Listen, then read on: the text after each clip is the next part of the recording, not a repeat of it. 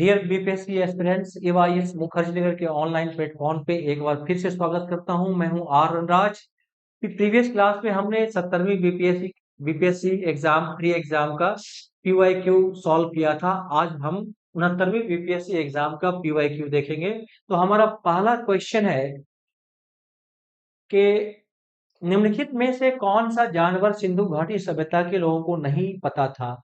Which of the following animals was not known to the people of the Indus Valley Civilization?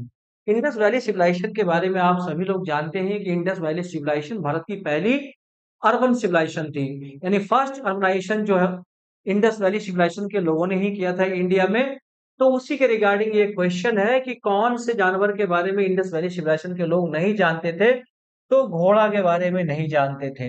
किसके बारे में? घोड़ा, horse के बारे में इंडस वैली सिविलाइजेशन के लोग नहीं जानते थे। ठीक है, हॉर्स के बारे में इंडस वैली सिविलाइजेशन के लोग नहीं जानते थे।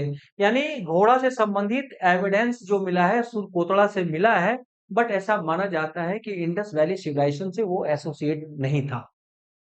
ठीक है, नेक्स्ट क्वेश्चन की बात कर लेते हैं। नेक्स्ट क्वेश्चन हमारा है कि निम्नलिखित में कौन सा यूनेस्को विश्व धरोहर स्थल नहीं है? यानी यूनेस्को के बारे में आप लोगों को जानकारी होगी कि यूनेस्को यूनेस्को क्या है, आप लोगों को जानकारी होगी यूनेस्को के बारे में कि यूनेस्को यूएन की एक एजेंसी है और जो कल्चरल जो स्थल होते हैं, सांस्कृतिक स्थल होते हैं, उनको संरक्षण देने का काम करती है। तो यूनेस्को वर्ल्ड हेरिटेज साइट घोषित करती है। विश्व धरोहर स्थल या विश्व विरासत स्थल क्या बोलते हैं अंग्रेजी में? World heritage site. For example जैसे यूनेस्को ने भीमबेटका की गुफाओं को वर्ल्ड हेरिटेज साइट घोषित कर रखा है। तो उसी में पूछा जा रहा है कि कौन सा जो ऑप्शन में कुतुब मीनार है, लाल किला है, इंडिया गेट है, उपयुक्त में से कोई नहीं। तो India Gate world heritage site में शामिल नहीं है। नेक्स्ट क्वेश्चन की बात कर लेते हैं। नेक्स्ट क्वेश्चन जो हमारा है आपका, भारतीय कला में स्तूप, चैत्य और विहार का निर्माण निम्नलिखित में से किससे संबंधित है? In Indian art the construction of stupa, chaitya and vihara is related to which of the following? यदि आपने बौद्ध धर्म के बारे में पढ़ाई की हो तो आप लोगों को मालूम होना चाहिए ये जो टर्म्स हैं, स्तूप, चैत्य, विहार, ये सारे के सारे बौद्ध आर्ट से, बुद्धिस्ट आर्ट से एसोसिएटेड है। और आपका आंसर क्या होगा? तो बौद्ध धर्म। आपका आंसर क्या होगा? बौद्ध धर्म। ठीक है, यानी बौद्ध धर्म से रिलेटेड है। स्तूप किससे रिलेटेड है? आप देखते हैं जब कहा स्तूप के बारे में कहा जाता है कि भगवान बुद्ध की अस्थियां वहां रखी होती हैं। और चैत्य क्या होता है? तो बौद्ध धर्म में चैत्य उस स्थल का नाम है जहां बौद्ध लोग पूजा करते हैं, पूजा गृह चैत्य।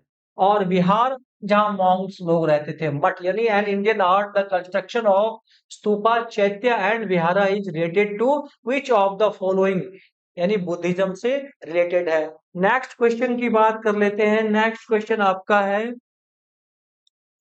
कि भारतीय हस्तशिल्प के संदर्भ में बिहार में सुजनी क्या है? ठीक है, भारतीय हस्त in the context of Indian handicraft what is the? एक प्रकार का कांच का बर्तन, एक प्रकार का धातु शिल्प, एक प्रकार की कढ़ाई, एक प्रकार का मिट्टी का बर्तन। इंडियन हैंडीक्राफ्ट के बारे में पूछा जा रहा है। ये बेसिकली आपका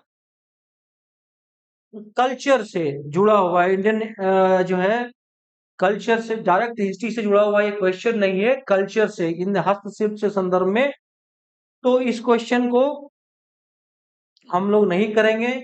ये कल्चर से जो है आपका हैंडीक्राफ्ट से जुड़ा हुआ है, ये हिस्ट्री से डायरेक्ट क्वेश्चन जुड़ा हुआ नहीं है। ठीक है, नेक्स्ट क्वेश्चन की बात कर लेते हैं हम लोग। नेक्स्ट क्वेश्चन, बिहार में विक्रमशिला विश्वविद्यालय के संबंध में निम्नलिखित कथनों पर विचार कीजिए। ये आपका हिस्ट्री से क्वेश्चन है। ठीक है, विक्रमशिला विश्वविद्यालय के बारे में आप लोगों को जानकारी मैं दे दूं कि विक्रमशिला विश्वविद्यालय की स्थापना किसके समय में हुई थी? तो धर्मपाल के समय में। किसके समय में? धर्मपाल और विक्रमशिला विश्वविद्यालय। कल भी जब मैं PYQ करवा रहा था तो शायद इस तरह के क्वेश्चन की चर्चा की गई थी और मैंने बताया था आप लोगों को कि विक्रमशिला विश्वविद्यालय at present time Bhagalpur district में पड़ता है, कहलगांव में जहां NTPC वही। तो यह बिहार के वर्तमान बांका जिले में ये स्टेटमेंट गलत है। इसकी स्थापना पाल वंश के राजा गोपाल ने की थी, नहीं विक्रमशिला। बौद्ध धर्म का वज्रयान संप्रदाय, बिल्कुल सही। यहाँ खगोल विज्ञान तथा कानून, यानी इसमें से आप देखिए 1 और 2 नहीं होगा, ठीक है। 1 नहीं होगा और 2 नहीं होगा, तो 1 और 2 को हटा दीजिए, क्या बच जाएगा? उपयुक्त में से कोई नहीं, उपयुक्त में से कोई नहीं। इसका आंसर इसमें क्या होगा? नन ऑफ दीज होगा। विक्रमशिला विश्वविद्यालय की स्थापना धर्मपाल ने की थी, वज्रयान शाखा से है, बिल्कुल वज्रयान शाखा से जुड़ा हुआ था। और विक्रमशिला विश्वविद्यालय जहां था उसको आज की तारीख में अंतिचक बोलते हैं। क्या बोलते हैं? अंतिचक, भागलपुर डिस्ट्रिक्ट में पड़ता है। नेक्स्ट क्वेश्चन की बात कर लेते हैं। नेक्स्ट क्वेश्चन आपका है,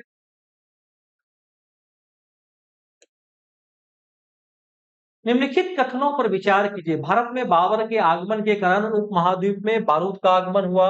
क्षेत्र की वास्तुकला में मेहराब और गुंबद का परिचय हुआ। प्रदेश में तैमुरिड राजवंश की स्थापना हुई। युद्ध में तोपों की शुरुआत हुई। उपयुक्त में से कौन से कथन सही? केवल 1 और 2 सही है, 1, 2, 3 सही है, 3 और 4 उपयुक्त में से कोई नहीं। इंग्लिश में है, consider the following statement, the arrival of Babur into India led to the first option क्या है कि introduction of gunpowder in the subcontinent, introduction of arch and dome in the regions architecture, and तीसरा statement है establishment of Timurid dynasty in the region, introduction of cannons in warfare. Which of the above statements are correct? इसमें कौन सा कथन सही है, इसके बारे में जानकारी लेना चाह रहा है। तो उप महाद्वीप में बारूद का आगमन हुआ। बारूद का बाबर के आने से पहले ही इंडियन सब कॉन्टिनेंट में मंगोलों के द्वारा भारत में जब मंगोल इन्वेजन हो रहे थे तो उसी समय बारूद का प्रयोग हो चुका था, ठीक है। तो पहला स्टेटमेंट क्या है? पहला स्टेटमेंट गलत है। क्षेत्र की वास्तुकला में मेहराब और गुंबद, भारत में जब इस्लाम का आगमन हो गया था उसी समय मेहराब और गुंबद आ गया था, ठीक है, सल्तनत एज में ही। प्रदेश में तैमुरिड राजवंश, ये स्टेटमेंट सही है। आप सभी लोग जानते हैं कि बाबर जो है फादर की ओर से, फादर साइड से तैमूर का वंशज था और मदर साइड से चंगेज खान। मदर साइड से, from mother side belongs to Genghis Khan, ठीक है, और father side belongs to Timur. तो तैमूरिड राजवंश की स्थापना हुई, युद्ध में तोपों की शुरुआत हुई, बिल्कुल। तो आपका स्टेटमेंट क्या होगा? 3 और 4 बिल्कुल सही है, 3 और 4 इस क्वेश्चन का आंसर है। नेक्स्ट क्वेश्चन हम लोग देख लेते हैं। नेक्स्ट क्वेश्चन है, निम्नलिखित में से किस बंदरगाह को मुगल काल के दौरान बाबुल मक्का यानी मक्का का द्वार कहा जाता था? Which among the following ports was called बाबुल मक्का gate of Mecca during the Mughal period? Calicut, Surat, Cambay. इसका आंसर सूरत। उस समय मुगल काल में सूरत जो है महत्वपूर्ण बंदरगाह हुआ करता था, खासकर पश्चिम एशिया से व्यापार के दृष्टिकोण से भी। और आप देखते हैं कि बंदरगाह वगैरह मक्का जाने के लिए इसी सूरत बंदरगाह का यूज होता था। तो नेक्स्ट क्वेश्चन की बात कर लेते हैं अब। अष्टप्रधान मंत्री परिषद थी। Ashtapradhan was a council of minister. ये मराठा प्रशासन में अष्टप्रधान की बात खासकर शिवाजी को असिस्ट करने के लिए जो काउंसिल ऑफ मिनिस्टर्स होते थे उसको अष्टप्रधान कहा जाता था, ठीक है, उसको अष्टप्रधान कहा जाता था। यानी मराठा प्रशासन में अष्टप्रधान में एक पद होता था पेशवा का, पेशवा का मतलब प्रधानमंत्री। एक पद होता था सुमंत का, ठीक है, सुमंत विदेश मंत्री कहते थे। एक पद होता था अमात्य जिसको कोषाध्यक्ष बोले। ये 8 लोग थे जो असिस्ट करते थे राजा को, अष्टप्रधान, ठीक है। और हिस्ट्री में एक आपको नाम सुनने को मिलेगा अष्टदिग्गज भी। तो अष्टदिग्गज जो थे वो कृष्णदेव राय के दरबार में अष्ट दिग्गज तेलुगु कवियों का समूह था। ठीक है, चलिए अष्ट दिग्गज। नेक्स्ट क्वेश्चन की बात कर लेते हैं हम लोग।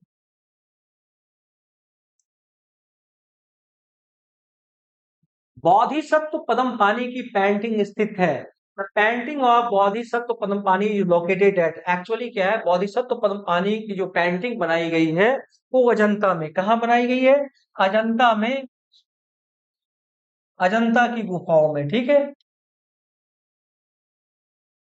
अजंता की गुफाओं में, और गुप्त कालीन है, गुप्ता एज, गुप्त एज, गुप्त कालीन पेंटिंग है बोधिसत्व पद्मपानी की पेंटिंग। नेक्स्ट क्वेश्चन की बात कर लेते हैं हम लोग।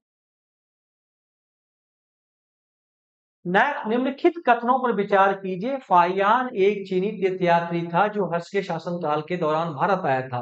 वैन सांग एक चीनी बौद्ध भिक्षु थे जिन्होंने चंद्रगुप्त द्वितीय के शासनकाल के दौरान भारत का दौरा किया था। उपयुक्त में से कौन सा या से कथन सही है? केवल एक, केवल दो, एक और दो, दोनों, उपयुक्त में से कोई नहीं। Consider the following statements. Fayan was a Chinese pilgrim who visited India during the reign of Harsha. Wensang was a Chinese Buddhist monk who visited India during the reign of Chandragupta II.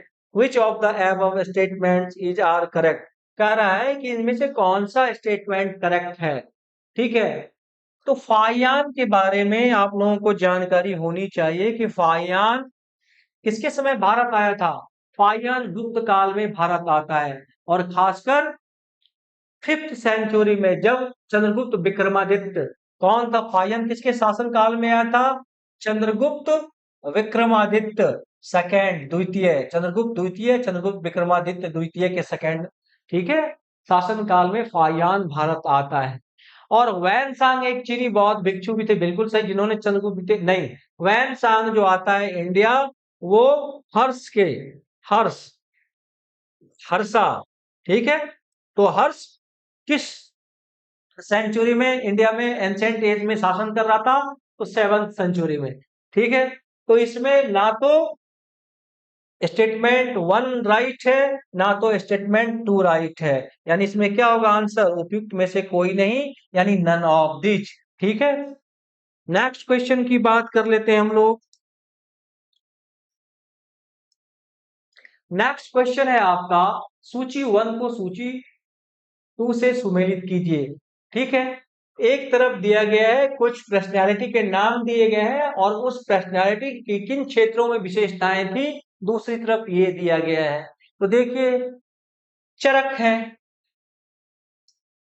चरक के बारे में आप लोगों को जानकारी दे दूं, और आप लोगों को शायद मालूम ही होगा कि चरक क्या थे। चरक एक रॉयल फिजिशियन थे, तो चिकित्सा से जुड़े हुए थे। चरक चरक ने जो है सुश्रुत, चरक ने एक सुश्रुत संहिता लिखी थी, चरक।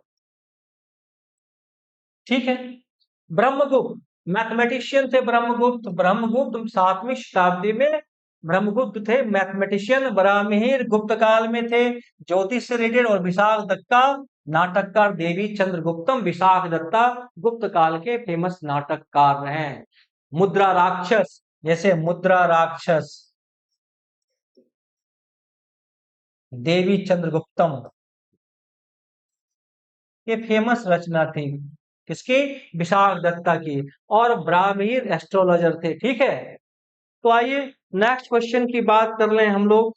तो मेरे कहने का मतलब, आप लोग जो देख रहे हैं किस तरह से बीपीएससी एग्जाम में क्वेश्चंस पुटअप किए जा रहे हैं, निश्चित तौर से आप देखेंगे। चरक, चरक किस काल से बिलोंग करता है, तो चरक पोस्ट मौर्य एज से बिलोंग करता है। कहां से, पोस्ट मौर्य एज से बिलोंग करता है चरक। ब्रह्मगुप्त के बारे में मैंने कहा कि 7th सेंचुरी में बिलोंग करता था। बराहमीर गुप्ता एज से, विशाख दत्ता भी गुप्ता एज से बिलोंग करता है। तो कहने का मतलब कि जब भी आप पढ़ाई करें तो आपको आपको इस बात की जानकारी मिल रही होगी पीवाईक्यू के माध्यम से, कि जब भी पढ़ें तो जो फेमस पर्सनैलिटीज रहे हैं अपने समय के, और उनके उनकी क्या-क्या विशेषताएं रही हैं, उनको जानने की कोशिश अवश्य कीजिए। और इस तरह के क्वेश्चन पूछे जाते हैं। नेक्स्ट क्वेश्चन की बात कर लें हम।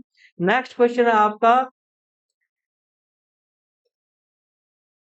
कि इनमें से किसने भारत में फारसी त्योहार नौरोज की शुरुआत की थी। नौरोज एक फारसी कहते हैं ईरानी त्योहार को। फारसी मतलब ईरानी, फारसी मतलब ईरानी। किसने नौरोज की शुरुआत की थी? इसका सही आंसर बलबन है। Who among the following introduce the Persian festival Nowruz in India? Balban. Balban के बारे में आप लोगों को जानकारी मैंने प्रीवियस क्लास में भी दिया था, और आज मैं फिर बता देता हूं कि बलबन दिल्ली सल्तनत का पहला शासक था जिसने इंट्रोड्यूस किया था थियोरी ऑफ किंगशिप, राजत्व का सिद्धांत। थियोरी ऑफ किंगशिप, दिल्ली सल्तनत में theory of kingship kingship introduce करने वाला पहला शासक बलबन था। और बलबन ने कई पारसी प्रैक्टिस को स्टार्ट किया था अपने कोर्ट में, अपने दरबार में, लाइक नौरोज। और एक और प्रैक्टिस थी सिजदा और पैबोस की। कौन सी प्रैक्टिस? सिजदा या सजदा जिसको बोलते हैं, सजदा एंड पैबोस। एक फारसी शब्द है, सजदा का मतलब होता है सर झुकाना, और पैबोस का मतलब होता है पैर चूमना। ये बलबन के थियरी ऑफ किंगशिप का हिस्सा था। और बलबन ने एक त्योहार भी जो शुरुआत की थी वो नौरोज था। तो ये सर यानी दरबार में सर झुकाने की परंपरा और पैर चूमने की परंपरा कहां से ली गई थी? फारस से, ईरानी परंपरा थी। और ये त्योहार नौरोज भी ईरानियों के द्वारा मनाई जाती थी, तो वहीं से बलबन ने इसको लिया था। ठीक है, अपने यहां लागू किया। नेक्स्ट क्वेश्चन की बात कर लेते हैं। नेक्स्ट क्वेश्चन है आपका,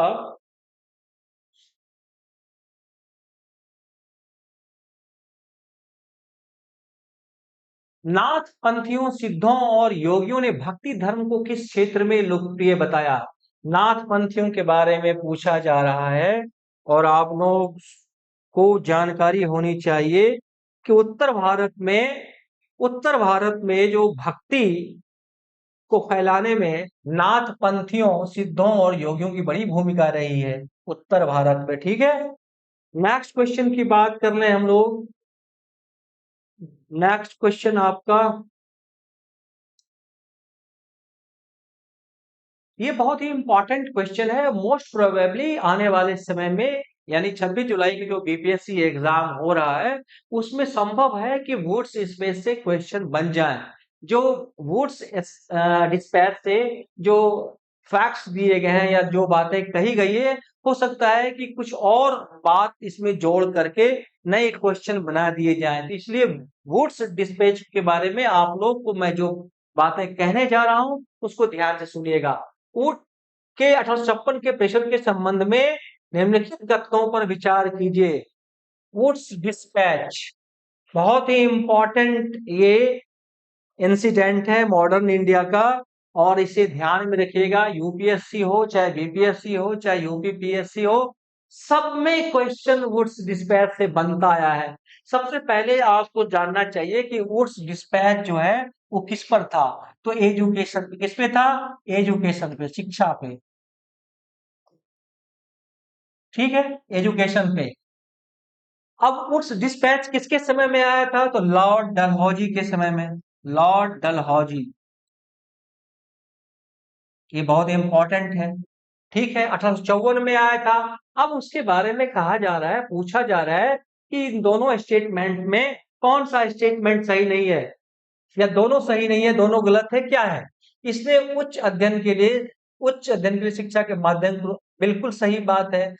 वुड्स डिस्पैच ने कहा कि हायर एजुकेशन के लिए it recommended English as the medium of instruction for higher education. Higher education के लिए इंग्लिश मीडियम के को रिकॉग्नाइज किया।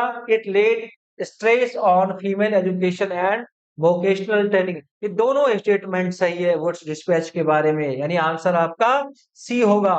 ये याद रखिएगा, किस पे था? एजुकेशन पे, लॉर्ड डलहौजी के समय में। और सबसे जो इंपॉर्टेंट बात, इसको इंडियन एजुकेशन का यानी मैग्ना कार्टा कहा जाता है। शिक्षा का मैग्ना कार्टा क्या कहा जाता था? Magna carta.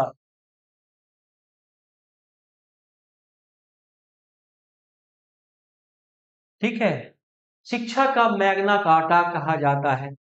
तो ये इंपॉर्टेंट बात है, इससे क्वेश्चन पूछा जा सकता है। अब सवाल ये है कि शिक्षा का मैग्ना कार्टा से मतलब क्या है? तो मैग्ना कार्टा इंग्लैंड में एक जगह का नाम है, और मैग्ना कार्टा एक संधि हुई थी जिसमें बहुत सारे राइट्स मिले थे आम नागरिकों को। ठीक है, इसीलिए वो सिंबॉलिक यूज होने लगा कि किसी क्षेत्र में बहुत सारे अधिकार मिल जाए, बहुत अच्छी अच्छी बातें किसी डिस्पैच में या किसी एक्ट में हो, तो उसको मैग्ना कार्टा से एसोसिएटेड करके देखने लगते हैं। एक सिंबॉलिक वर्ड है, एक सिंबल बन जाता है। ठीक है, तो शिक्षा के संदर्भ में वुड्स डिस्पैच का बहुत ही महत्वपूर्ण योगदान रहा है, इसलिए भारतीय शिक्षा का मैग्ना कार्टा इसको कहा जाता है। याद रखिएगा, बहुत ही इंपॉर्टेंट है। नेक्स्ट क्वेश्चन की ओर बढ़ते हैं। आइए, मैथिली भाषा का विकास निम्नलिखित में से किसके शासन काल में हुआ था? मैथिली भाषा का विकास जो हुआ था वो कर्नाट राजवंश के समय में। ठीक है, मैथिली राजभाषा का विकास कहाँ हुआ था? कर्नाट। इसका आंसर क्या है? कर्नाट राजवंश। कर्नाट राजवंश शासकों ने मैथिली भाषा के विकास में काफी योगदान दिया था। नेक्स्ट क्वेश्चन की बात कर लेते हैं। प्रारंभिक वैदिक काल के दौरान कौन सा शहर प्राचीन मगध साम्राज्य की राजधानी के रूप में काम करता था? प्रारंभिक वैदिक काल के दौरान कह रहा है, which city serve as the capital of the ancient kingdom of Magadha during the early period. Early time में मगध साम्राज्य की राजधानी कहाँ हुआ करती थी? राजगृह। कहाँ हुआ करती थी? राजगृह हुआ करती थी। ठीक है, राजगृह आज की तारीख में बिहार शरीफ नालंदा डिस्ट्रिक्ट में पड़ता है। ठीक है, राजगिरी तो ध्यान में रखिएगा। राजगिरी को गिरिव्रज के नाम से भी जानते हैं। गिरिव्रज यानी चारों तरफ पहाड़ियों से, हिल से घिरा हुआ था, इसलिए इसको गिरिव्रज भी कहा जाता है। राजगृह। ठीक है, और राजगृह के बारे में आप लोग जानते हैं कि राजगृह बाद में राजधानी ट्रांसफर होता है। मगध की राजधानी वैशाली भी बनाई जाती है, फिर पाटलिपुत्र भी बनाई जाती है, और अल्टीमेटली पाटलिपुत्र ही हो गया मगध की राजधानी। चलिए आगे बढ़ते हैं, नेक्स्ट क्वेश्चन को लेते हैं। नेक्स्ट क्वेश्चन है हमारा कि वर्नाक्यूलर प्रेस एक्ट के बारे में। नेक्स्ट क्वेश्चन ये है कि आप वर्नाक्यूलर प्रेस एक्ट के बारे में निम्नलिखित में कौन सा या से कथन सही है? Which of the following statements about the vernacular press act is are correct? It was enacted by Lord Lytton. It came to be known as Gagging Act. The act was repealed by Lord Ripon. इसे Lord Liton द्वारा अधिनियमित किया गया था। ठीक है,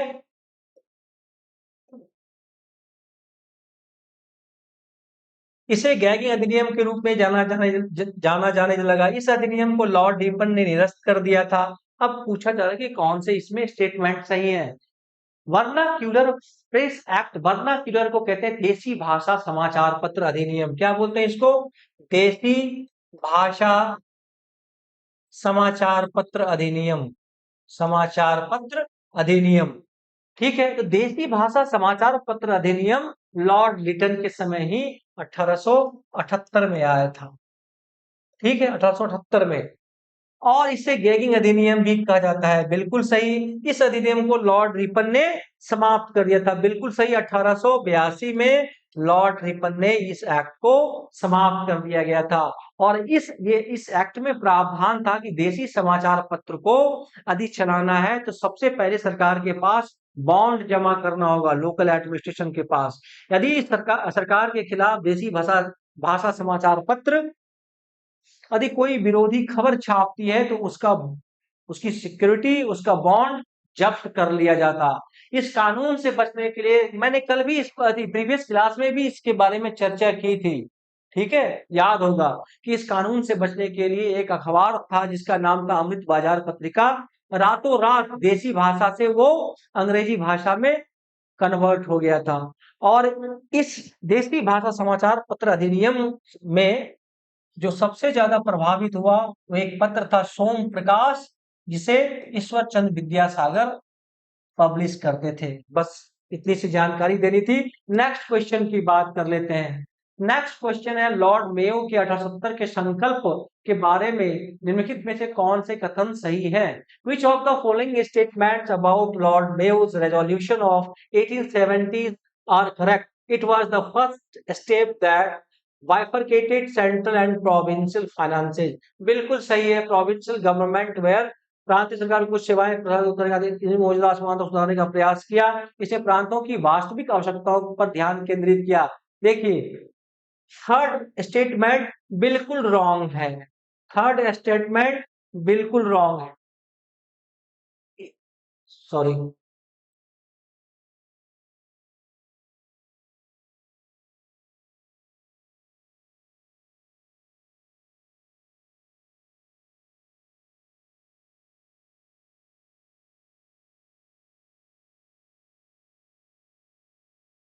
ठीक है। यानी इसने मौजूदा असमानता को सुधारने का प्रयास किया। It attempt to rectify existing imperative. ठीक है, ऐसी कोई बात नहीं थी। लॉर्ड मेयो के शासनकाल में उपरोक्त जो है केंद्रीय और प्रांतीय वित्त को विभाजित करने वाला, बिल्कुल सही है। प्रांतीय सरकार को कुछ सेवाएं प्रशासित करने का अधिकार दिया गया, बिल्कुल सही है। इसने प्रांतों की वास्तविक आवश्यकता, यानी तीन बिल्कुल ठीक है, तीन बिल्कुल सही नहीं है। यानी इसमें क्या हुआ, केवल एक और दो। नेक्स्ट क्वेश्चन की बात कर लेते हैं हम लोग। नेक्स्ट क्वेश्चन है आपका कि राजनीति की प्रारंभिक पुस्तक नीति सार किसके द्वारा लिखी गई थी? तो देखिए, बहुत ही इसमें फंसाने वाला ऑप्शन दिया गया है। कौटिल्य ने भी अर्थशास्त्र लिखी थी, वो भी पॉलिटिक्स पे ही। नाम भले अर्थशास्त्र है, लेकिन वो बुक जो है किसके ऊपर केंद्रित है? पॉलिटिक्स एंड गवर्नमेंट के ऊपर। ठीक है, तो आगे चल करके नीति सार जो लिखा गया, नीति सार कामंदक के द्वारा, तो वो भी पॉलिटिक्स पे ही लिखा गया था। ठीक है, नीति सार किसने लिखा है? कामंदक ने लिखा है। किसने? कामंदक ने लिखा है। तो बहुत ही इंपॉर्टेंट बुक है, इसको ध्यान में रखिएगा। और अर्थशास्त्र से इस बुक की सिमिलैरिटीज है। किससे? अर्थशास्त्र से। क्योंकि अर्थशास्त्र भी किस पे है? पॉलिटिक्स पे एंड गवर्नमेंट। समझ गए? तो चलिए नेक्स्ट क्वेश्चन की बात कर लेते हैं। टाइम कम है, नेक्स्ट क्वेश्चन की बात कर लेते हैं हम लोग। फतवाहत आलमगिरी किसके द्वारा लिखी गई थी? फतवाहत आलमगिरी मिडिएवल एज में लिखी गई किताब है। और फतवाहत आलमगिरी लिखी थी ईश्वर दास नागर। किसने? जो औरंगजेब के कंटेम्परेरी थे, ईश्वर दास नागर, उनके द्वारा लिखी गई थी। किसके कंटेम्परेरी थे ईश्वर दास नागर? औरंगजेब के। तो औरंगजेब के शासनकाल के बारे में जानकारी मिलती है फतवाहत आलमगिरी से। ठीक है, नेक्स्ट क्वेश्चन की बात कर ले हम लोग। 132 क्वेश्चन है कि चीनी स्रोत के अनुसार श्रीलंका के शासक मेघवर्मन ने गया में बौद्ध मंदिर बनवाने की अनुमति के लिए निम्नलिखित में से किस गुप्त राजा के पास एक मशीनरी भेजा था? According to Chinese sources, Meghavarman the ruler of Sri Lanka sent a missionary to which of the following Gupta kings for permission to build a Buddhist temple at Gaya? ये जो था चंद्र किसके शासन काल में? तो समुद्रगुप्त के शासन काल में। किसके शासन काल में? तो समुद्रगुप्त के शासन काल में। और समुद्रगुप्त ने इजाजत भी दे दी थी श्रीलंका के शासक मेघवर्मन को मंदिर बनवाने की। ठीक है, फैक्चुअल है, ध्यान में रखिएगा। समुद्रगुप्त के कंटेम्परेरी थे मेघवर्मन। ठीक है, नेक्स्ट क्वेश्चन की बात कर लेते हैं हम लोग कि कब बिहार पहली बार ब्रिटिश शासित भारत के तहत बंगाल प्रेसिडेंसी से अलग हुआ? ऑलरेडी प्रीवियस क्लास में इस प्रश्न की चर्चा कर चुका हूं, इसको बताने की जरूरत नहीं है। फिर मैं कह दूं कि 22 मार्च। 22 मार्च। ठीक है, नेक्स्ट क्वेश्चन की बात कर लेते हैं। तो नेक्स्ट क्वेश्चन अब नहीं है आपका, तो आप लोगों को आज मैं बता दूं कि ये सारे हमने क्वेश्चन किए 69 बीपीएससी तक के हमने क्वेश्चन कर डाले हैं इसी वाले सेगमेंट के। और मैं आप लोगों को बार बार कहता रहा हूं कि पीवाईक्यू का इंपॉर्टेंस ये होता है एग्जाम पॉइंट ऑफ व्यू से कि जब भी आप पीवाईक्यू करें तो पीवाईक्यू करने के दौरान थोड़ा अवेयर रहें। आप ये जानने की कोशिश करें कि क्वेश्चंस कहाँ से पूछे जा रहे हैं। जहां से क्वेश्चन पूछे जा रहे हैं मैक्सिमम प्रोबेबिलिटी होती है कि फिर वहां से क्वेश्चन पूछे जाएंगे और शब्दों की लफाजी की जाएगी, शब्दों की बाजीगरी की जाएगी और उसके इर्द गिर्द के फैक्ट्स उठाए जाएंगे। और कम समय में यदि आप चाहते हैं कि बीपीएससी प्री एग्जाम को क्रैक करें तो सबसे बेस्ट और सबसे परफेक्ट जो तरीका है वो पीवाईक्यूज को सॉल्व करना। पीवाईक्यूज के माध्यम से आप हॉल सिलेबस को टच कर ले जाएंगे और कब आपका हॉल सिलेबस समाप्त हो जाएगा आपको पता भी नहीं चलेगा। और पीवाईक्यूज को यदि इस तरह से आप करेंगे तो आपका कॉन्फिडेंस भी बिल्डअप होगा। आप सिर्फ गागर में सागर भरेंगे, आप हंस के समान हो जाएंगे। जैसे कि हंस क्या करता है, यदि दूध में पानी मिला होता है तो पानी को छोड़ देता है और दूध को पी जाता है, तो आप हंस के समान हो जाएंगे। तो मैं बार बार एक ही बात पे फोकस कर रहा हूं कि आप लोग पीवाई का चाहते हैं कि पीवाई की प्री एग्जाम को क्वालिफाई करना, तो ईवा आईएएस के ऑनलाइन प्लेटफॉर्म को जो मुखर्जी नगर में है ज्वाइन कीजिए। ईवा आईएएस आप लोगों के लिए मेहनत कर रहा है और हमारी कोशिश है कि आप लोगों का फाइनल सिलेक्शन हो। फाइनल सिलेक्शन दिलवाने में ईवा आईएएस रात दिन एक कर देगा और आपको सही चीज बताएगा। इस प्लेटफॉर्म पे आपको फुल पैकेज मिलेगा। ठीक है, तो आज का सेशन हमारा पीवाईक्यूज पर ही था। नेक्स्ट सेशन में भी हम पीवाईक्यूज ही करेंगे और मैं बार बार एक ही बात आप लोगों से लास्ट में रिक्वेस्ट करता हूं कि प्लीज यदि आप हमारे चैनल पे नए हैं और आपको हमारे चैनल पे जो चीजें बतलाई जा रही हैं वो पसंद आ रहा है तो प्लीज चैनल को सब्सक्राइब कीजिएगा, शेयर कीजिएगा और कमेंट के माध्यम से अपनी राय जरूर व्यक्त कीजिएगा। और ईवा आईएएस परिवार की ओर से तब तक आप लोगों को ढेर सारी शुभकामनाएं। धन्यवाद।